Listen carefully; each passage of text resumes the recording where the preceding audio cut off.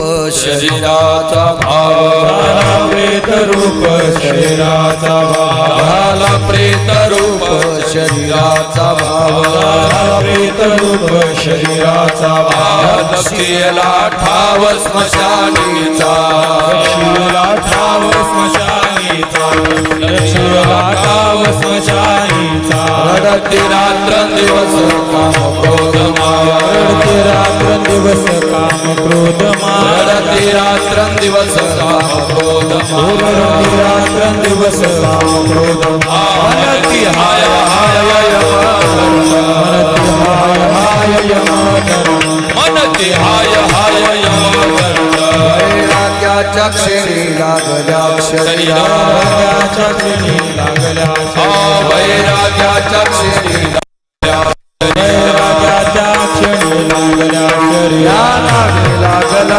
ब्रह्मद्वेष लागला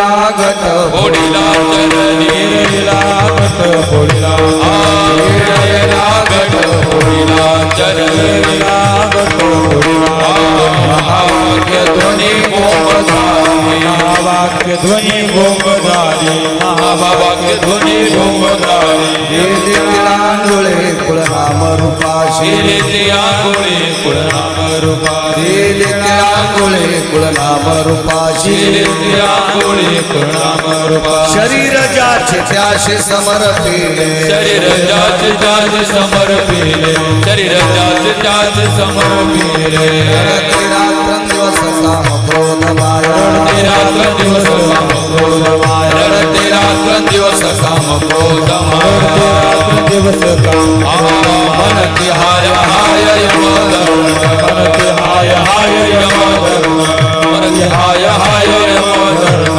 कामे रक्षा झाली आपोआप कामे रक्षा झाली आपोआप कामणे रक्षा झाली आपोआप कामणे रक्षा झाली आपोआप उजळला दीप गुरु कृपा उजळला दीप गुरु कृपा उजळला दीप गुरु कृपा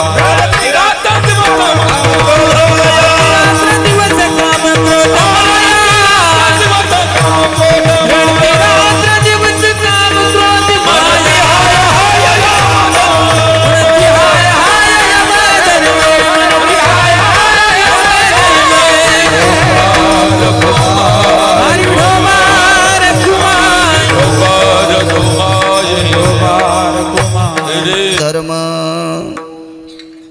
प्रस्तुत प्राप्त प्रसंग निवडलेला अभंग विश्वमान्य विश्वभूषण विश्वाधिकार विश्वप्रिय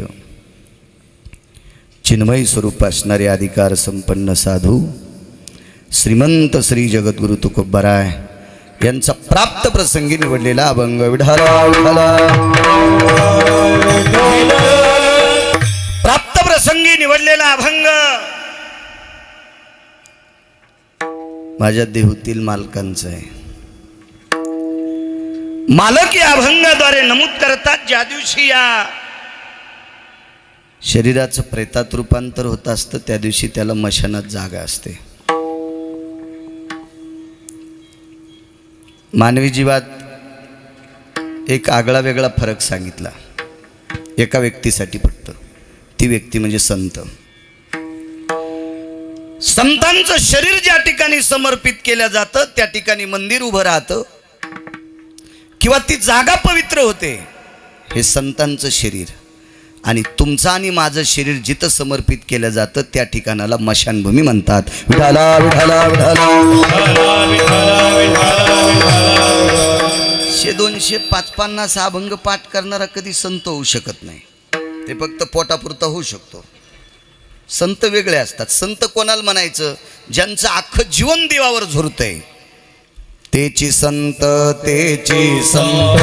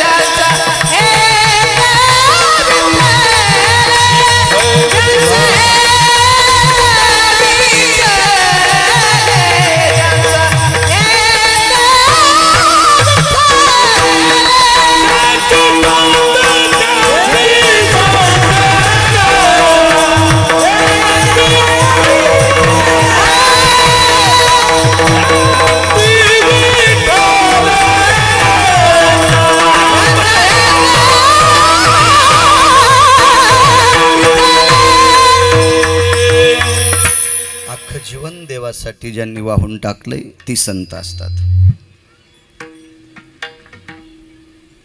एक जण म्हणे त्यांनी गाथा पाठ केलाय. गाथा पाठ केला असेल पण गाथ्यासारखा कुठं वागला, त्याला कसं संत म्हणता येईल? एक जण म्हणे त्यांनी ज्ञानेश्वरी पाठ केली, ते उलटी वाचित आहेत. सोयशायचा मेळ लागन आणि उलट्याचा कवा मेळ लागन?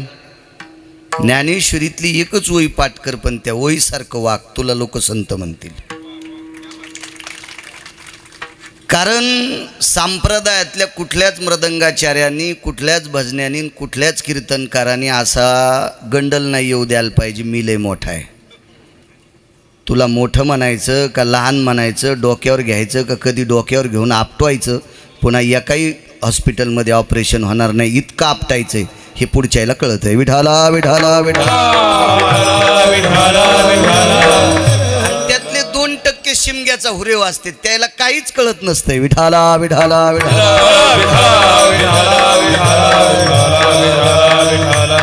मला सांगायचं एक, जिथं शरीर समर्पित संतांचं केलं तिथं ती पुण्यभूमी तयार होत असते, ते मंदिर होत असते.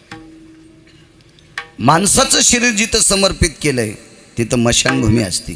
म्हणून लक्ष्याला ठाव स्मशानीचा. पुढचा प्रश्न. रडती रात्रंदिवस काम क्रोध माया, मनती हाय हाय यमधर्म. याच्यात पूर्वार्धात आणि उत्तरार्धात फरक सांगितला.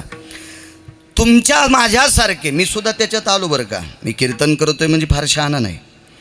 तुमच्या माझ्यासारखा मृत्यू पावल्याच्या नंतर काम क्रोध माया हे ठोठा करून बोंबलतील, पण यम हाय तुमच्या माझ्यासाठी करीत नाही. तुम्ही आणि मी मेल्याच्या नंतर यमाला उंदीर मेले इतकी पण दखल नाही. तुम्ही आणि मी मेल्याच्या नंतर यमाला उंदीर मेले इतकी सुद्धा दखल नाही. ज्यांचं अस्तित्व विश्वासाठी आहे त्या लोकांसाठी यम हाय करतो. एक जण म्हणला, महाराज मी 15 वर्ष मंत्री होतो. मग हाणतो का आम्हाला? तू मंत्री असला मग काय झालं? तू या पोरा बाळासाठी पैशाचा डोंगर कमवून ठेवला, लोकांसाठी काय केलंस तू? दरदरा कोणाचा असतोय? महाराज ज्याच्या शब्दाचा धाक सर्वत्र पोचल्या जातोय अशांचा दरदरा असतो. देशोदेशी धाक जयाच्या उत्तरे, देशोदेशी धाक जयाच्या उत्तरे, हो दयाचे कुतरी परिभरी. अरे बरे दयाची कुतरी परिभरी. देशोदेशी धाक जयाच्या उत्तरे, देशोदेशी धाक जयाच्या उत्तरे, कुतरे परिभरे, दयाचे कुतरे देशी धाक जयाच्या उत्तरे, तयाची कुतरी परिभली. ज्ञानोबरायचा धाक महासत्ता देश असलेला अमेरिका जपान तिथं पण, तुकोबरायचा धाक तिथं पण. आज त्या भाषेत गाथा ती लोक वाचतात, आज त्या भाषेत ज्ञानेश्वरी तिथं वाचतात. 15 वर्ष मंत्री राहायला काही ना काही तुझ्या विरोधात गेले असतील ना. तुकोबरायच्या विरोधात जाणारा दाखवा बरं, ज्ञानोबरायच्या विरोधात जाणारा दाखवा बरं. आणि गेला असेल तर त्याच्या गोळ्या संपल्या असतील, कारण त्याला नीट करणारा भारतात डॉक्टर नसेल त्या हरामखोराला. विठाला विठाला विठाला.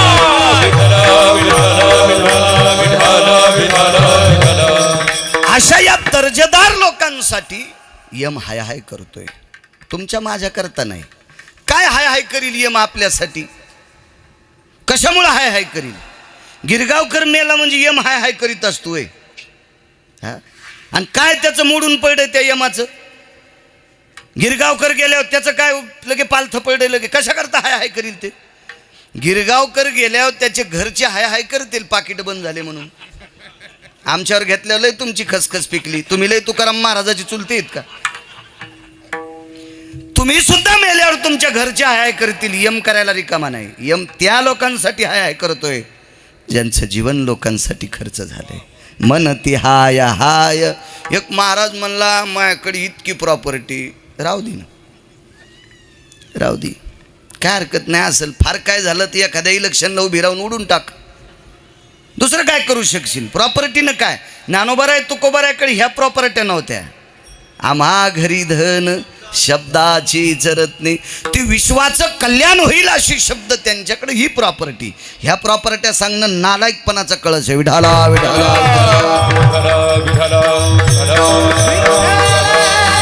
म्हणून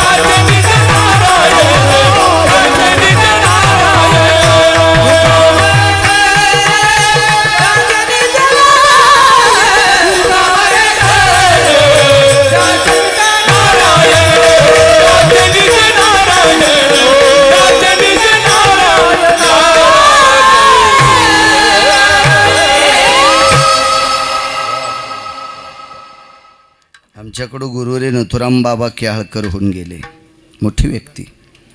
ते म्हणायचे असं प्रमाण दिलं की कोटीची नोट. कोणासाठी यम हाया करीत नाही.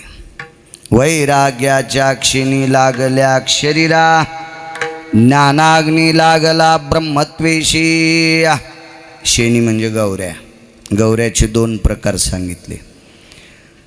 गाई म्हशीचं शेण एकत्रित करून मळून जी माऊली गौऱ्या लावते ती वेगळी गौरी, आणि या गाई म्हशीचं शेण शेतात पडल्याच्या नंतर आपण मग त्या वाळती तिला रानशिनी गौरी म्हणतात, असा पुराणाचा सिद्धांत. मधी काही लोकांनी काय नाव दिले असतील तो प्रांतभेद झाला, पण पुराण सत्य. पाहावे पुराणी विचारून, पुराणाला फार महत्त्व आहे. ह्या गौऱ्या माणसाच्या शरीराला पालथ्या लावित असतात. वैराग्याच्या क्षिणी लागल्या शरीरा. आणि माणूस मृत्यू पावल्याच्या नंतर जे दहन करण्यासाठी जो अग्नी असतो का, तो गौरीचाच असतो. गौरीचा असतो. ठीक आहे. कोणता जर अग्नी असता तर ज्याच्या इथं पैसे लय उतू आले त्यानं बावनिया चंदनाचा केला असता, त्यानं मलयानिळू चंदनाचा केला असता, त्यानं रक्तचंदनाचा केला असता. मी सुद्धा हे नुसते नावच ऐकलेत, अजून हे 2 चंदन पाहिले नाही. रक्तचंदन पाहिलं, झाडंही लावलं, पण बावनिया मलया निळू चंदन पाहिलंच नाही. कारण बावनिया चंदनात इतकी ताकद असती, चिमूटभर उकळत्या त्याला एक क्षण चितळ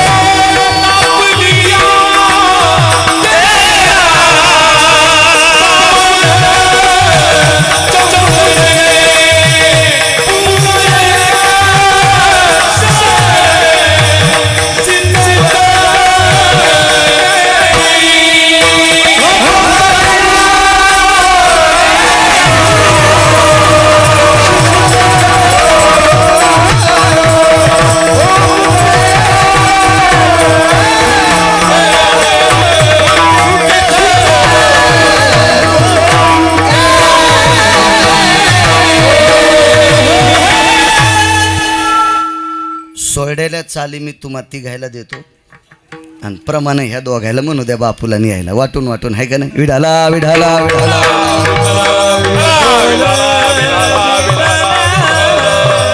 तसं काय नाही. आणि प्रमाण ह्या दोघायचीच जहागिरी नाही. पाठ असल्यावर तुम्ही पण म्हणा विढाला विढाला तापलिया तेला बावनी चंदन शन एक बुंद शीतल करी. ऐके मलया निळूची कहाणी. आगा त्या वेळूची आजनी सवे लाविता काचनी सुगंध पावे. एरंडाईसे तेगा कोण तेही त्यासी मिनता जान. सुगंधावरुता पावन मलया निळूची पायो. चंदना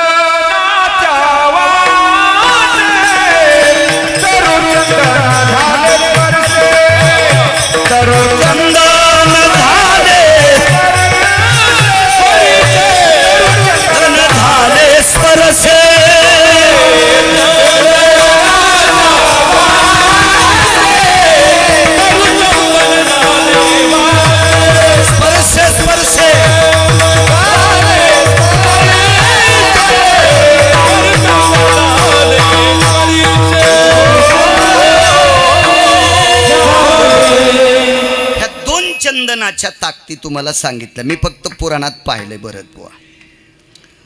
पण काही पैशावाल्या लोकांनी तो शेवटचा अग्नी ह्या चंदनाचा केला असता, पण पुराण सांगत नाही बुवा. पुराण भडाग्नी नावाचा अग्नी गौरीचाच सांगतंय. अग्नीचे प्रकार 9 आणि 14 सांगितले. दोन्ही जरी सांगितले असतील, 14 मध्ये 9 मध्ये पण भडाग्नी नावाचा अग्नी येतो. दारात गौरी पेटवल्याच्या नंतर त्या अग्नीला भडाग्नी म्हणतात. तिथं म्हणत नाहीत. त्याच्यावर पाणी तापवतात, ते पाणी प्रेताला घालतात. शेवटी ते पाणी घातलं की पुन्हा दुसरं पाणी घालायचं नाही. आणि ते गाडगं पालथं झालं की त्याच्यात तो अग्नी भरतात. तो अग्नी मशानात नेऊन पुन्हा पाय त्याला रिचवतात. त्याच्यात पुन्हा पाणी आणतात, पुन्हा पाणी पाजतात. पाणी पाजताना सुद्धा माणसं रांगात धरतात.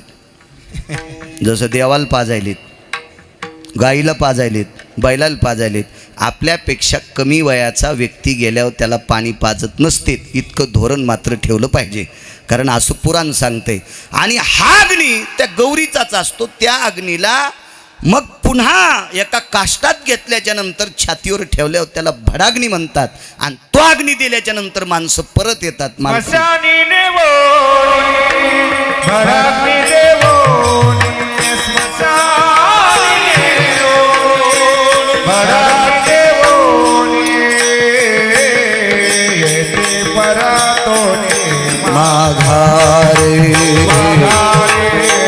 येती परतोनी माघारे मशानीने बोली भडाग्नीने बोली मशानीने बोली भडाग्नीने बोली येती परतोनी येती परतोनी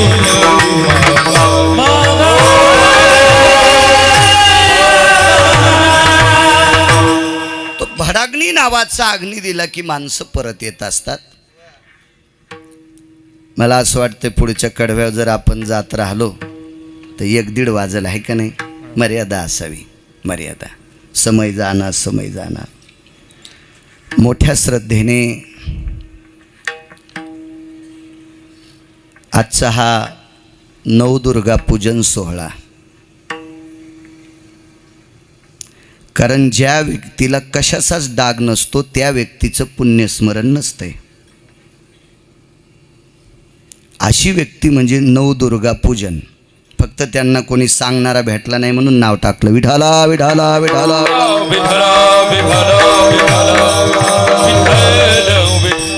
कारण ज्या कुमारिकेच्या स्मृतीला उजाळा देण्यासाठी कार्यक्रम ठेवला ती तुळशी इतकी पवित्र आहे. ऐकण्याहून सांगतो, मला फौजीचे वडील सुद्धा म्हटले, इथं बसलो होतो आम्ही, काही नाही म्हणले. पुन्हा अलीकडे एक जणाकडे थांबलो होतो तुम्ही म्हणल्यावर त्यांनी सुद्धा सांगितलं, काही नाही, तिला बोलणं कळत नव्हतं, आपण बोललेलं कळत नव्हतं, तिला बोलता येत नव्हतं, तिला पैसे कळत नव्हते, हे आपलं कळत नव्हतं, हे दुसऱ्याचं कळत नव्हतं, काहीच नाही. या सगळ्या गोष्टीतून निराळी असणारी व्यक्ती ती देवयानी. नाव मात्र सुंदर दिलं तिला, खरंच देवयानी म्हणावं लागेल.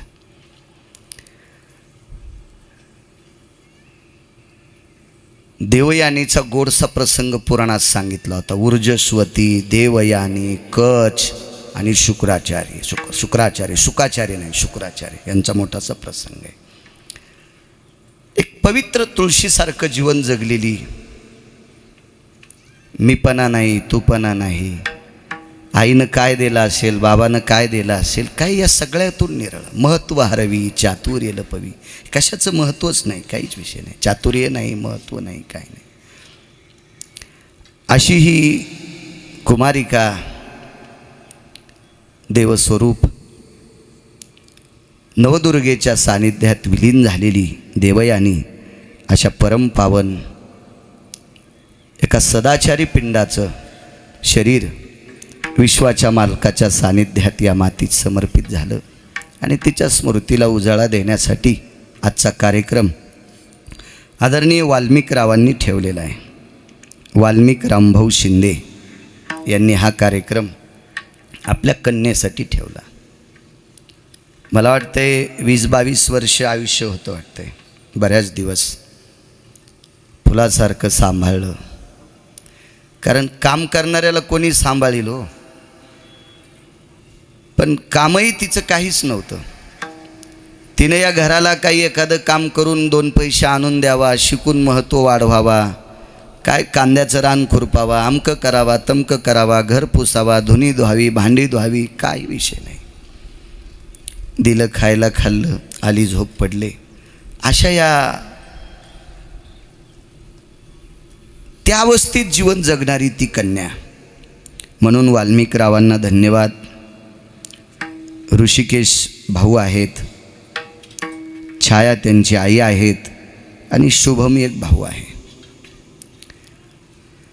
या शिंदे कुटुंबियांनी वाल्मिकरावांनी आपल्या कन्येच्या स्मृतीला उजाळा देण्यासाठी हा नवदुर्गा पूजन सोहळा केला. आता जरी आम्हाला बोलवलं असेल, पण याच्यानंतर एखादी तिथी बघून 9 मुलींचं पूजन करा, की जेणेकरून, कारण दुर्गेमध्ये विलीन झालेली ती सात्विक सदाचारी कन्या आहे. तिला कसल्याही प्रकारचा रंग लागलेला नाही.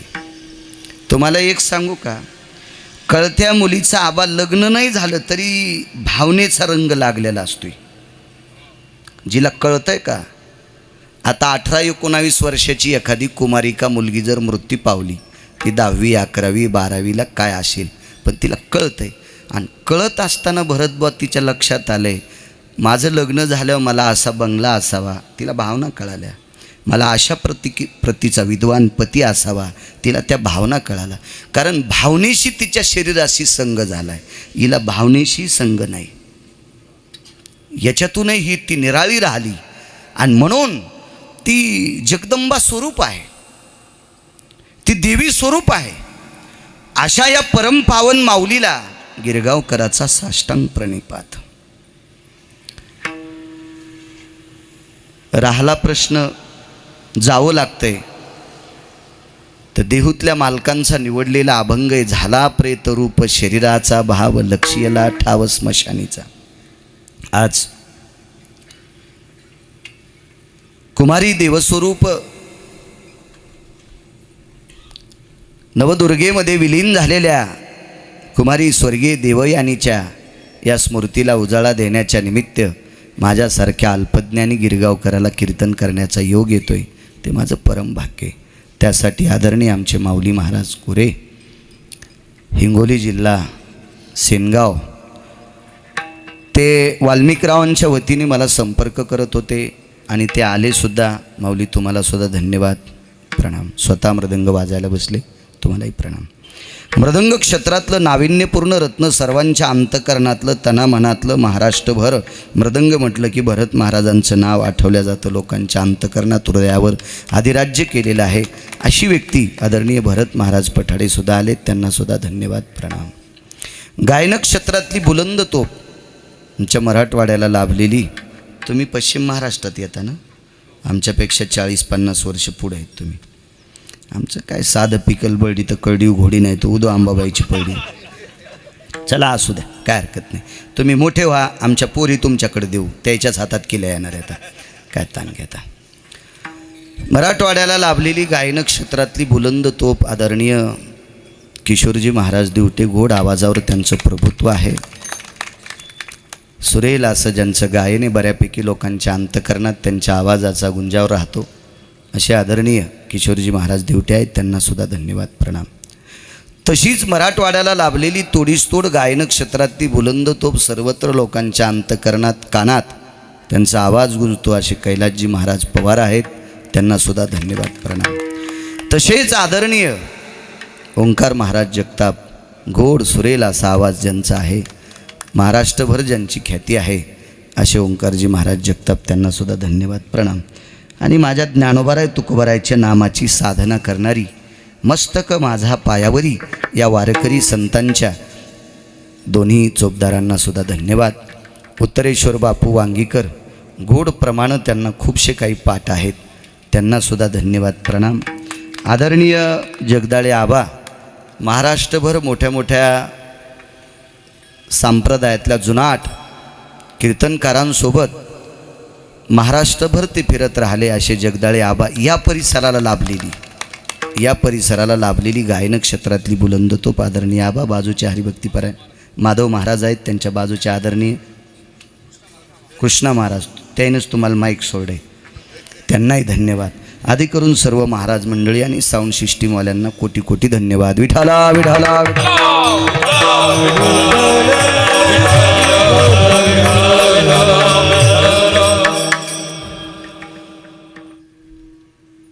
शरीर कोणाचं का असणं पण समर्पित करावं लागतं. तुम्ही म्हणताल महाराज देवयानीला तिचं वय कमी असताना तुम्ही प्रणाम का केला? कारण जी व्यक्ती निष्कलंक असती त्या व्यक्तीचं वय पाहत नसतात. आळंदीतल्या मालकांचं वय बघा ना काय असेल समाधीच्या वेळेस, पण विश्वातला एक बी व्यक्ती नाही. जाऊ द्या, तुम्ही आम्ही गंध लावणारे गोड बोलत असताल, काही नवल नाही. ज्ञानोबाराय तुकोबारायच्या सोहळ्यामध्ये ड्रायव्हर किन्नर मुसलमानाचा असेल तो सुद्धा माऊलीच म्हणतोय, कारण निष्कलंक. हो,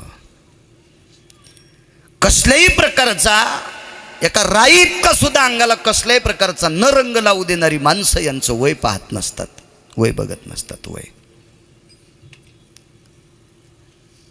द्रोणाचार्यांचं वय फार होतं. अर्जुनाचं वय सुद्धा बऱ्यापैकी होतं.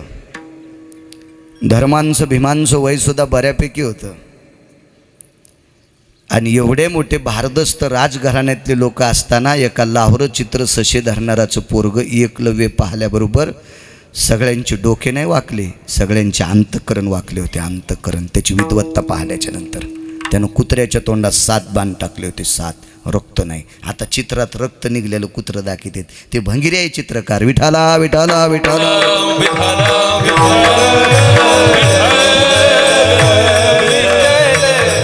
कारण त्याला डोकं नाही. अशी कसली चित्र पुराण पाहिल्याशिवाय लिहायची नाही, करायची नाही, रेखाटायची नाही. मूर्खपणा आहे त्याचा, नालायकपणा आहे तो. विठाला विठाला विठाला. निष्कलंक लोकांचं दर्शन. आपल्या संप्रदायात विद्वत्तेला किंमत नाही असं म्हणणार नाही, पण आचरणा इतकी किंमत विद्वत्तेला नाही. पक्वादात तुम्ही महाराष्ट्राचे गाजले असताल आणि एखाद्याशी जर तुमचा पाय घसरला असेल तर तुम्ही पाय पडायच्या योग्यतेचे नाहीत. महाराष्ट्र तुमच्यावर घेतोय म्हणून अंगा येऊ देऊ नका. महाराष्ट्रभर गिरगावचा बाळू 5000पेक्षा जास्त गाव फिरलाय आतापर्यंत. आणि उद्याच्याला एखादा चुकीचा संदेश जर तुमच्या कानावर आला आणि त्यानं खरोखरच ते काम जर चुकीचं केलं तर तुम्ही दीर्घशंकेला गेल्यावर सुद्धा त्याचं नाव घ्यायचं नाही. दीर्घशंका कळती ना? हो. लघुशंकेला आणि दीर्घशंकेला गेल्यावर सुद्धा त्याचं नाव घ्यायचं नाही. आपल्या संप्रदायात फक्त आचरणाला किंमत आहे, त्याचं वय पाहत नाहीत. वय पाहत नाही. पंढरीच्या लोका नाही अभिमान, पाया पडे जन एकमेका, हा दर्जा आहे. तसं जीवन गोड जगलेली अशी देवयानी. ऐका किती मोठ्या लोकांना जावं लागते. तुमच्यापासून काही जवळच अंतरावर ढवळेवीर नावाचं गाव आहे. खानदेशमध्ये येते आणि जवळ आलं. जवळ त्या गावाचं नाव आहे ढवळेवीर. त्या गावामध्ये देवयानीसारखी रुक्मिणी नावाची एक माऊली जन्माला आली.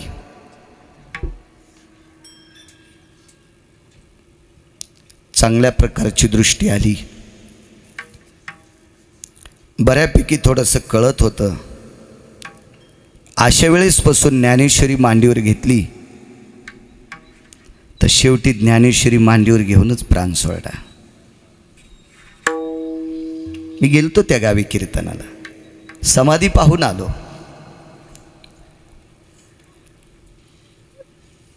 त्या माऊलीचं नाव आहे रुक्मिणी.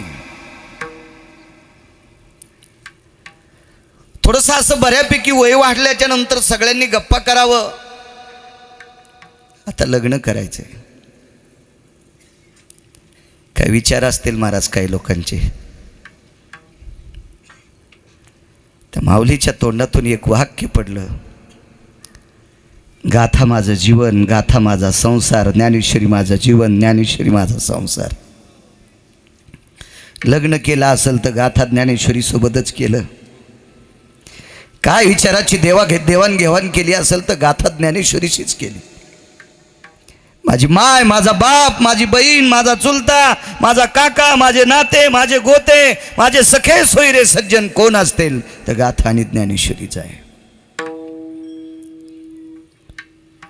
डाग नाही दुसरा डाग कशाचाच समर्पित केलं. ते सगळ्या लोकांनी दुःखदा अंतकरणाने निरोप दिला आणि त्या रुक्मिणी नावाच्या पवित्र देवयानी सारख्या स्त्रीला पेटविण्यात आलं.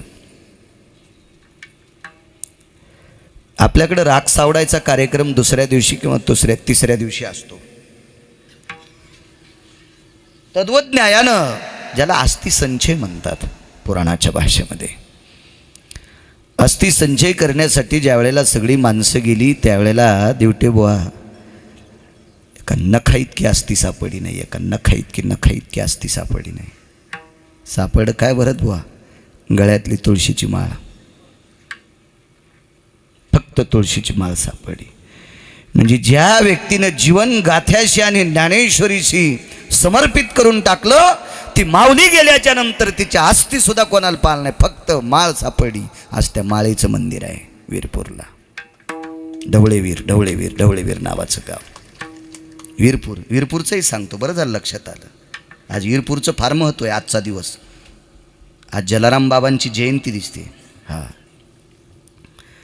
ढवळेवीर नावाचं गाव खानदेशमध्ये आहे. बघा, कधी शोध घ्या.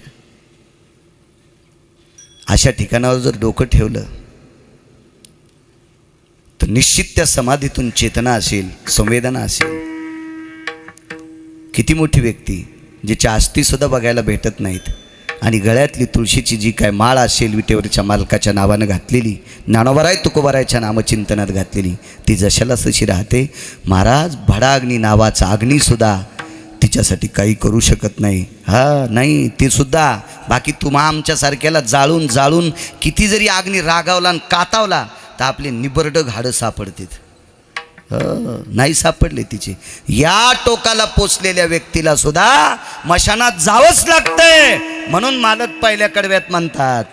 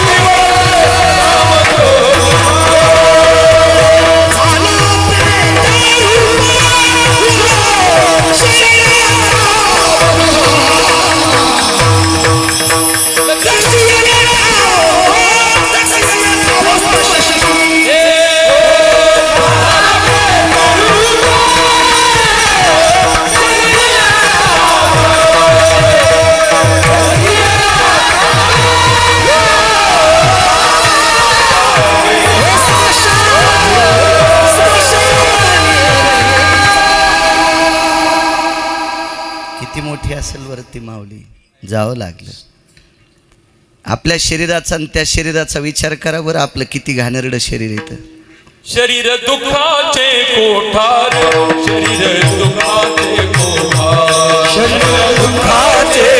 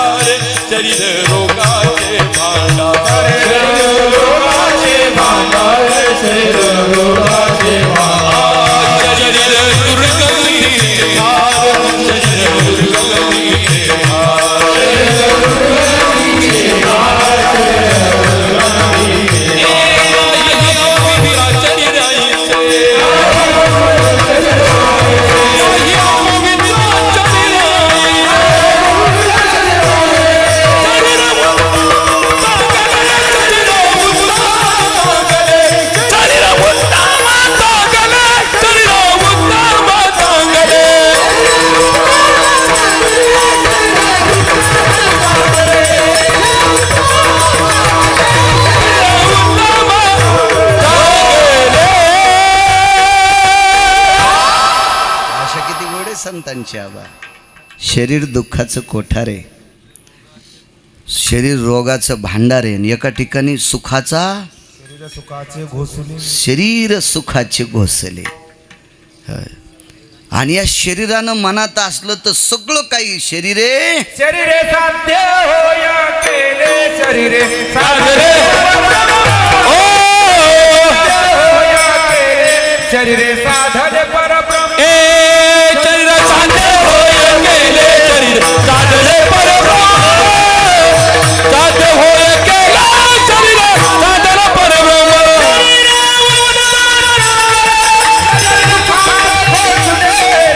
साधे होय केले शरीर साधले परब्रह्म शरीर साधे होय केले शरीर साधो उत्तम साधले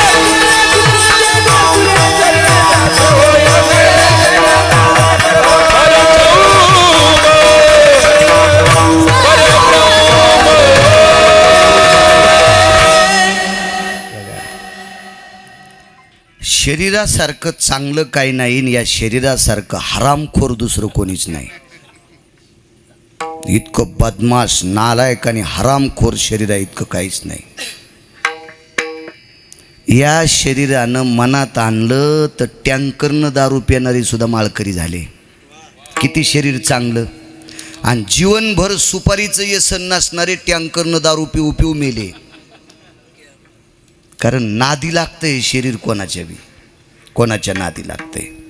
मला सांगा, रुक्मिणी आईसाहेबांचं शरीर फक्त ज्ञानोबराय तुकोबरायच्यात नादी लागलं. हो, इतकं गोड, लय हरामखोर शरीर आहे. आम्ही एकदा 4-5 दिवसाच्या एका देवतेच्या दर्शनाला गेलतो. बऱ्यापैकी मोठाले लोक होते, त्याच्यात मीच गरीब होतो. म्हणजे धोत्रावर होतो, ते सुटाबुटातले गुडघ्या इतकाले स्वाक्स गिक्स असे मोठाले लोक होते. ते आपण धोत्रावर, पण धोत्राला बी काही साधं समजी नव्ह का. कारण धोत्रावाल्याचं नोटावर चित्र असल्याशिवाय भारतातली नोट चलत नाही. हे जरा पांचटाईन लक्षात ठेवलं पाहिजे. विठाला विठाला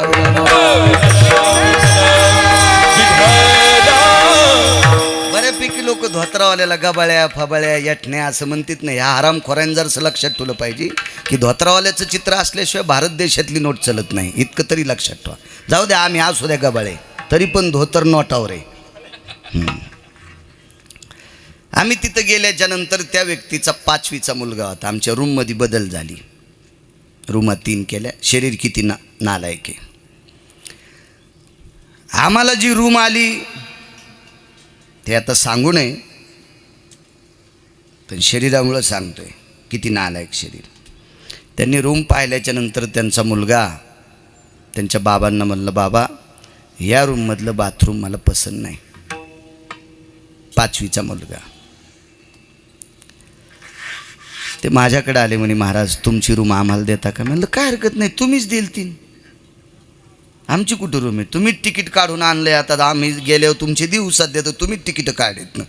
असं म्हणलो नाही, रागाला असता ना त्याला. पण आता म्हणायलो आमच्या रूममध्ये. आम्ही प्रवासात असताना त्यांना विचारलं, रूममध्ये बदल कशा करता केली. एसी तर तुमच्या रूममध्ये होते, आमच्या रूममध्ये होती, पाणी होतं नळाला सगळं. आता मोठ्या चांगल्या रूम केल्या त्या, त्याच्यामुळं त्या बाटल्या गिटल्या पाण्याचं सगळं पद्धतशीर, झाडजुडीला 2-3 बाऱ्या लोक याचे. नाही म्हणे, तुमच्या रूममध्ये कमोडचं भांडं होतं, आणि आमच्या पोराला त्याची सवय लागली होती, आणि ते ह्या महाराष्ट्रीयन भांड्यात बसत नाही. पोरगं कितीचं होतं, त्याचे गुडघे दुखत असतील का, त्याची कंबर दुखत असेल का, त्याला काही लखवा गिखवा होता का, काहीच नाही. फक्त सवय लागली नालायक. 5वीच्या पोराला त्या भांड्याची सवय लागली. हे शरीर इतकं अपवित्र आहे, कशाला चिटकतं, कशाला चिटकतं. लय लोकायला तंबाखू खाल्ल्याशिवाय संडास होत नाही, आहे का नाही. विठाला विठाला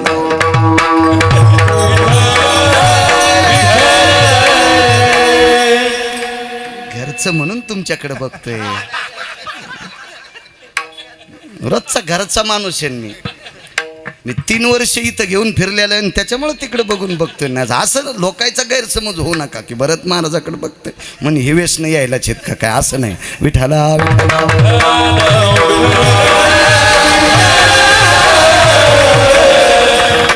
माऊली महाराजाकडे बघावं, ते म्हणतील मी तारीख घेतली, मैच काशी करायला बाबा. आहे का नाही? असं आगाऊपणा वाचन रोजचं सोबत असल्या गोष्ट वेगळी असते, आहे की नाही यूट्यूब? शरीर आहे. चला, किती पवित्र माणसाला मशानात जावंच लागते. शरीर समोर लक्ष याला ठाव स्मशानीचा. मी सोडलेले प्रमाण ती घ्यायला देणार, पण तुम्ही वाटून वाटून म्हणा. मी काही एक जणाकडे बोट करणार नाही, फक्त म्हणा. तुम्ही कोणी म्हणायचं नाही. तुम्हाला मधलं देतो मी. हो, मधलं भरपूर देतो, काय ताण नाही.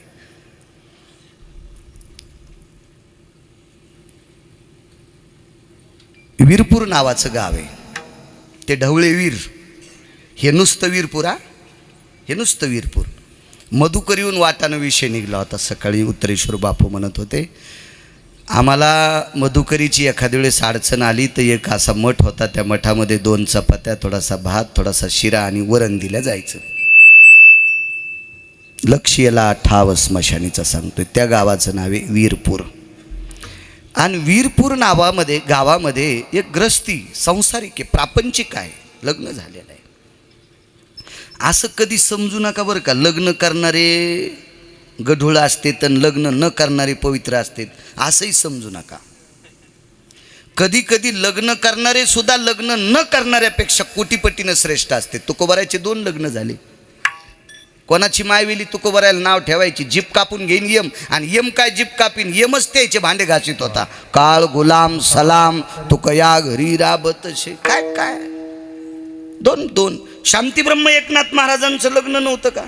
तरी 36 वर्ष पंढरपुरातला मालक लुगडे धुवाला होता. लुगडे, नुसते लुगडे धुतले नाही, वाचमन की केली. दत्त चोपदारी करीतो करीतसे, दत्त चोपदारी करीतो करीतसे, चोपदारी करीतो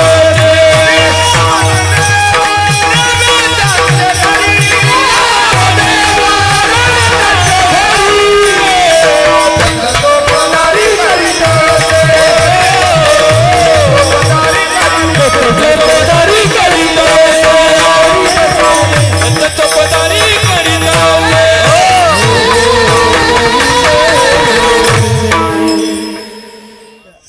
एक वृंदावनला सप्ताह 5 दिवसाचा होता आणि भागवतावर प्रवचन. आता 5 दिवसात भागवत कसं करता येईल? तसं भागवत 12 महिन्यातही संपत नसतं, पण त्याचा नियम सांगितला 7 दिवसात. त्या महाराजाला लय गडबड असेल तर 7व्या दिवशी आरती करून जात असेल, ती त्याच्या बापाची जहागिरी झाली. आणि त्याला भेटलेला तो यजमान हरामखोर झाला. त्यालाही पैशाचा जोर आलता म्हणून याला आणलं. दोघालाही कोण्या नरकात टाकावं यमाला कळणार नाही, ह्या 2 हरामखोरायला. विठाला विठाला विठाला.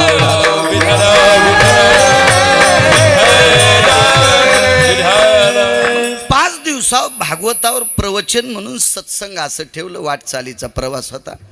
तिथं गेल्यावर तिथला एक स्थानिकचे 2 व्यक्ती भागवत ऐकायला आले की आपल्याकडचे महाराष्ट्रातले विद्यार्थी त्यांच्याकडं शिकायला होते.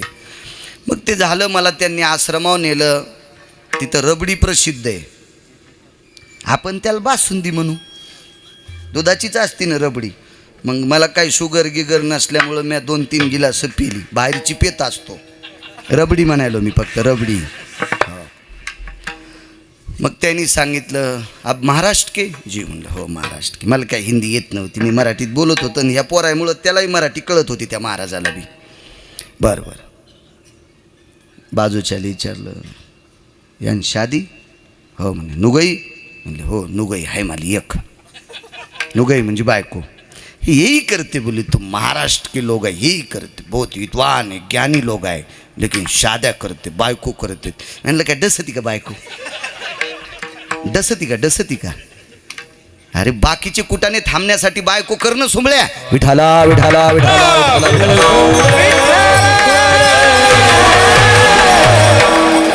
40 मिनिटं त्याला एकच सांगितलं. शांतीब्रह्म एकनाथ महाराजाकडे पंढरपुरातला मालक 36 वर्ष लुगडे धुवाला होता. ते एकट्या एकनाथ महाराजामुळे नव्हता, त्याच्यात गिरिजा काकींचं सुद्धा फार मोठं श्रेय होतं. गिरिजा काकींमुळं जगाचा बाबतीतपर्यंत आलता. साधी गोष्ट आहे का? मला सांगा, तुकोबारायकडे देव मनाने येत होते याबद्दल दुमत नाही, पण पंढरपुरातल्या मालकांनी तुकोबारायच्या पायाची माती नाही खाल्ली, जिजाबाईच्या पायाची माती खाल्ली. काटा तुकोबारायचा नाही काढला. कोणाचा काढला? जिजाबाईचा काढा. म्हणून जिजाबाईचं सुद्धा तितकंच अनन्यसाधारण महत्त्व आहे. लग्न करणाऱ्या माणसानं विधीनं संसार केला की सगळ्या गोष्टी विधीने सेवान विषय त्यागाते समान, विषय त्यागाते समान, विषय त्यागाते समान.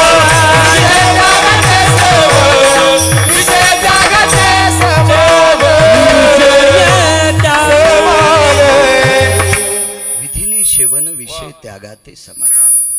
संसारिक व्यक्ती होता याच्यावर सांगत होतो ना बरं. लग्न झालेलं आहे पण नियम होता, लग्न झाल्यापासून बायकोला एकच काम सांगितलं, कोणी जर घरी आला ना तर त्याला खाऊ घाली जाय, तांब्याभर पाणी देत जाय, गडबड असली तरी पाणी तरी पिऊन जा म्हणा, लय गडबड असली तर साखर तरी हातावर देत जाय, आपल्या घरून कोणाला उपाशी जाऊ दे नकोस, असं बायकोला सांगितलं. एवढंच. त्याही बाईनं पाळलं. बघता बघता ख्याती सर्वत्र पोचली की या व्यक्तीची पत्नी आणि हा जीव घातल्याशिवाय कोणाला घरी जाऊ देत नाही. महाराज, घरी पाहुणे नेण्यासाठी पैसे किती असावा हे मला नाही सांगता येणार, पण बायको ऐकिनेतली असावा इतकं सांगता येणार आहे. ज्याची बायको नवऱ्याचं ऐकती का त्यानंच घरी न्यावा, आणि ज्याची बायको नवऱ्याचं ऐकत नाही का त्यानं बाहेरच्या सप्त्यात खावा. त्यानं कोणी घरात नेऊन उगं घर पेटवायचं काम करू नये. हो, त्याला बायकोलाही सात्विक लागती. कोणी घरी नेऊन चहा कर, दूध कर, कॉफी कर, आता व्यसनाचे साधनं जाऊ द्या, दूध नाही व्यसनात येणार, दूध कर, जेवायला कर, पिठलं पोळी, पिठलं भाकरी, कने आंबाड्या, आमटी भाकरी, काय असेल कर म्हणण्यासाठी बायको ताब्यात पाहिजे. हो, ती यालाच खाऊ घालीनं तर त्याला कवा खाऊ घालीन असं नसं. कायमस्वरूपी नियम कडीला गेला. दुखलं कोणाच्या पोटात माहिती आहे? देवाच्या. महाराज, परीक्षा पाहण्यासाठी देवाच्याच पोटात दुखलंय बरं आत्तापर्यंत. तुमच्या आमच्या दुखून होतं बी काय?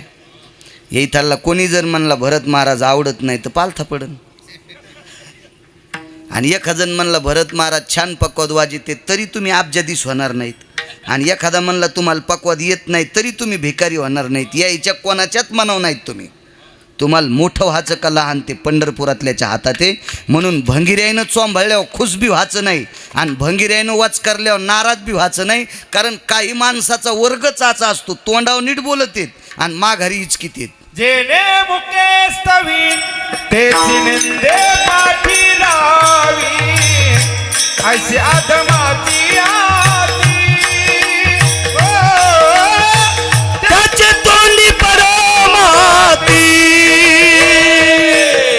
जेने मुखे स्तवी त्याची निंदे पाठी लावी, ऐशी आधमाचे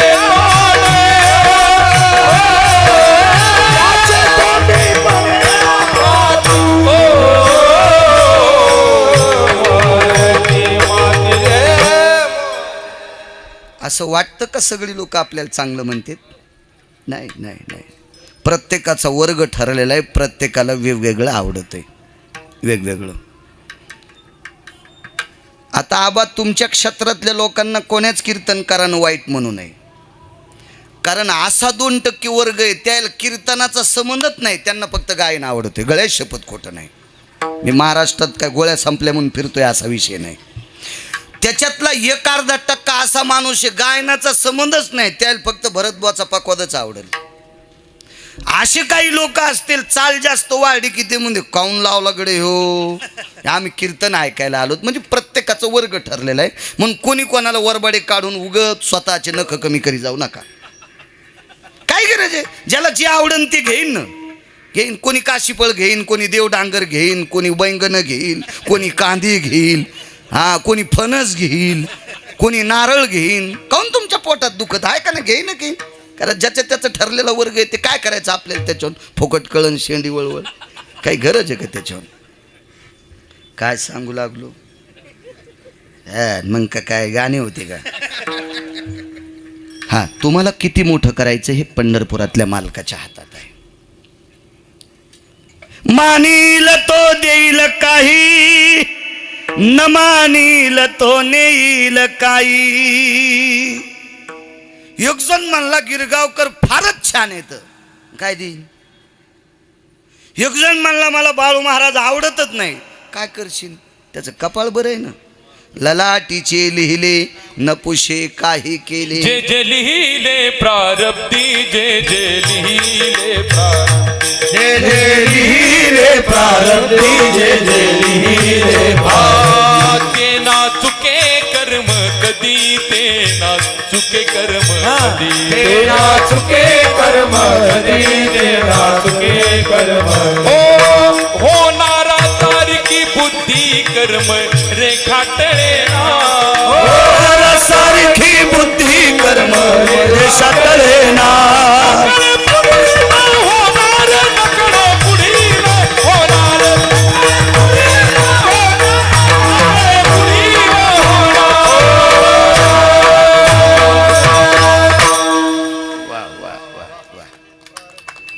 काय होतं माहितीये का. कीर्तनकार बोलायला असं जर दिलं तर असं समजायचं कीर्तनकार रेल्वे सारखा चाललाय. आणि कीर्तनकार बोलत असताना असं काय नाही झालं की याचं समजायचं पिऊन गाडी चालविणाऱ्या माणसासारखं चाललंय. ते कोणाच्या अंगावर घालीत ते नाही. सूत्रत आहे.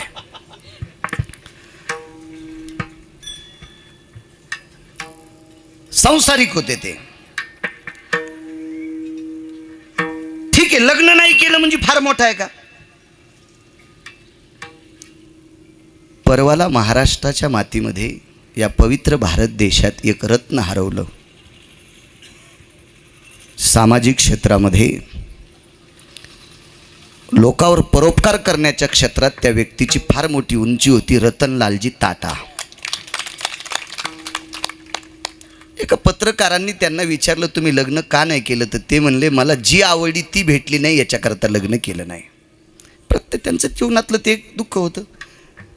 ज्यांना ती आवडत होती ती भेटली नाही त्याच्याकरता त्यांनी केलं नाही. असे बऱ्यापैकी अपघात काही काही लोकांच्या जीवनात असतील ना. खूप मोठे अपघात असतील लग्न न करण्याचे. वेगवेगळे आगळे वेगळे. त्यांनी स्वतःच्या उदात्त अंतकरणाने स्वतःच्या जीवनातलं चरित्र सांगितलं याच्याकरता मी केलं नाही. आता बाकी आम्ही सांगत नाहीत हा ज्याचा त्याचा भाग झाला म्हणजे फार मोठे आहेत असा विषय नाही.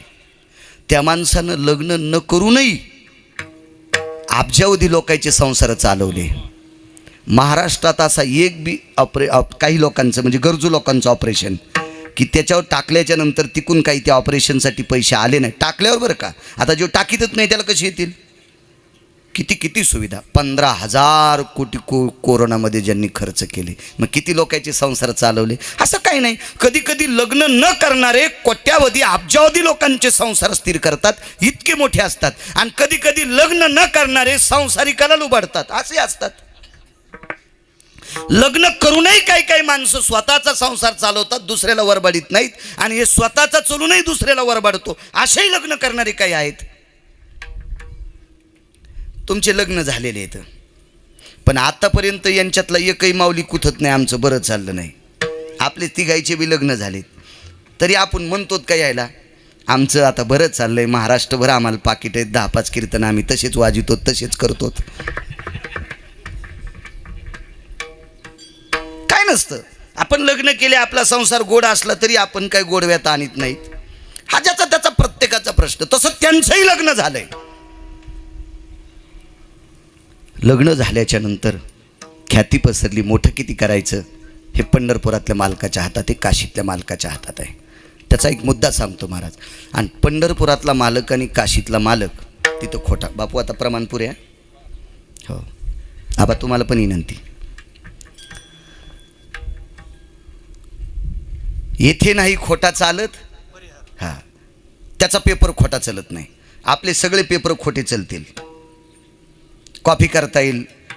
ते गार्डिंगवरला जर ओळखीचा असेल तर धकतंय. माझ्यासोबत एक मित्र होता. ते जरा पुढं शिकला. मलाही पुढं जायचा योग होता. हो काल 10वीच्या बॅचचं गेट टुगेदर झालं. मला त्याच्यात आमंत्रित केलं. गेट टुगेदर बऱ्याच मुली वगैरे सगळ्या होत्या. पण आमच्या पुढं 2-2, 3-3 वर्षानं पुढचा भाग होता. एक जण म्हणला महाराज 7वी शिकले गेट टुगेदर कार्यक्रमाला. अरे त्या शाळेत होतो म्हणून आमंत्रित केलं रे.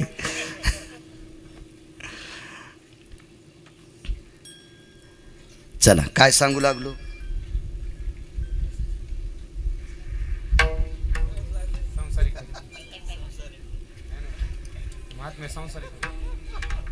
जमदम मेळ असंच असतं. म्हणून मी एकदा भागवतात सांगितलं होतं, गहूच आणीनं गेल्या बायका, ज्वारी गहू काहीच आणीनं गेल्या.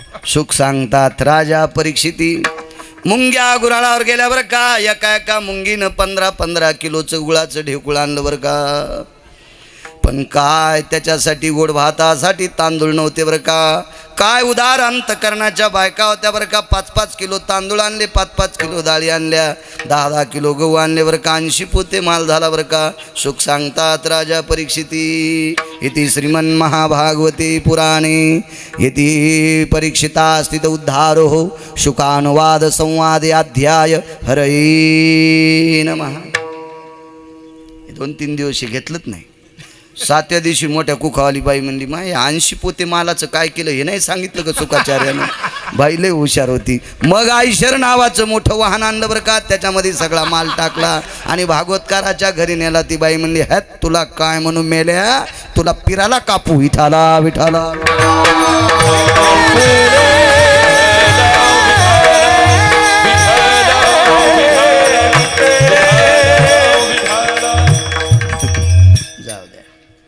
कीर्ती पसरली.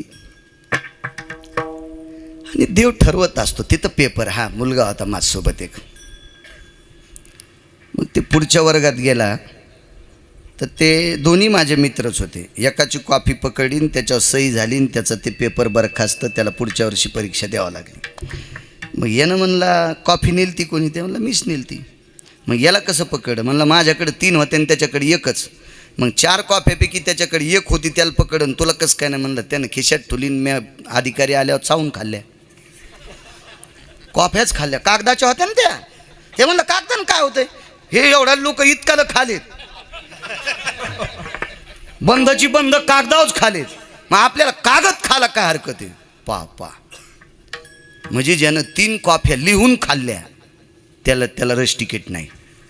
बुद्धी आहे ना, बुद्धी आहे, बुद्धी. हे खाली चलल, वरच्याच्या कोर्टात नाही चलत. वरच्याच्या कोर्टात. आणि वरच्याचा पेपर इतका गोड असतो. तुम्हाला एक सांगू का, आमच्याकडचा एक माणूस सुप्रीम कोर्टानं निर्दोष केला. सुप्रीम कोर्टानं निर्दोष केला, निर्दोष मुक्त. आणि आनंदानं आपण इतकं पाप करूनही मुक्त झालो म्हणून एक गाडी केली. 7-8 जण त्या गाडीत बसले त्या काळात आणि फिरायला गेले. श्रीशैल्य मल्लिकार्जुन तिरुपती बालाजी केले आणि मल्लिकार्जुनला गेले. ह्या 9 लोकांपैकी जो निर्दोष सुटला का तो खाली आंघोळीला गेला तर 27 वर्ष झाला अजून नाही वरी आला. ह्या कोर्टात पैसे देऊन मुक्त होशील, पण पंढरपुरातल्या कोर्टातून सुटत नाही बुवा. आता गेलाय तिथं तर अजून वरी नाही आला. अजून मी लय बरे हाक मारली त्याला पण आलाच नाही. ते म्हणलाच नाही बाळू राव दिगडे खाल्ले गार लागायले असं म्हणलाच नाही. त्याचा कोर्टातले आगाव कोर्ट आहे. तिथं जे काय करताल तेच पात्र. त्याचा पेपरही तसा. हा पेपर तपासण्यासाठी या 2 मालकापैकी एक मालक आला. मालक 2च येतात, एक काशीतला मालक आणि एक पंढरीतला. खरे मालक 3 आहेत, पण एका मालकाला बेदखल केलं वारकरी संप्रदायानं. ब्रह्मदेवाला. वेदार्थाचा गोवा कन्याभिलाष आणि वेदे नाही आईशे सांगितले. 5-4 ठिकाणी थोडेशी बेदखल केलं. म्हणून काशीतले मालक आणि पंढरीतले मालक या 2 मालकापैकी एका मालकानं